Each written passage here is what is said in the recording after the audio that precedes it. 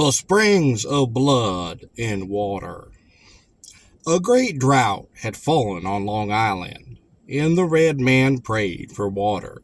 It is true that they could get it at Lake Rokanokakoma, but some of them were many miles from there, and besides, they feared the spirits of that place.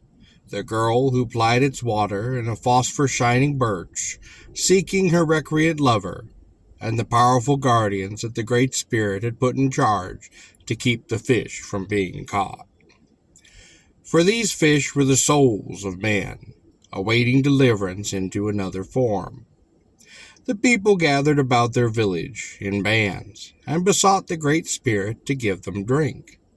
His voice was heard at last, bidding their chief to shoot an arrow into the air and to watch where it had failed. For there would water gush out. The chief obeyed the deity, and as the arrow did touch the earth, a spring of sweet, cool water did pour into the air.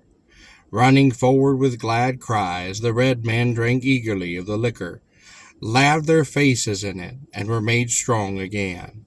And in memory of that event, they called the place the Hill of God, or Manitou Hill.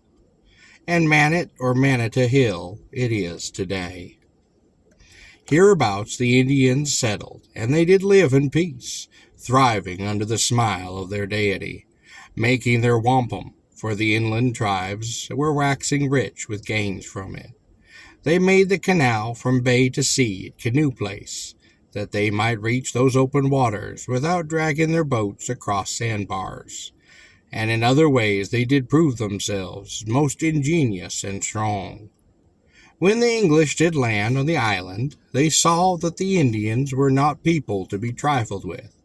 In order to properly impress them with their superiority, they told them that John Bull desired a treaty with them. The officers got them to sit in line in front of a cannon, the nature of which instrument was unknown to them. During the talks, the gun was fired, mowing down so many of them that the survivors took to flight, leaving the English masters at the North Star. For this heartless and most needless massacre of men took place at Whale's Neck. So angry was the Great Spirit at the cruelty and treachery that he caused blood to ooze from the very soil, as he had made the water leap for his own thirsting children. Never again would a grass grow upon that spot where that heedless and devilish murder had been done.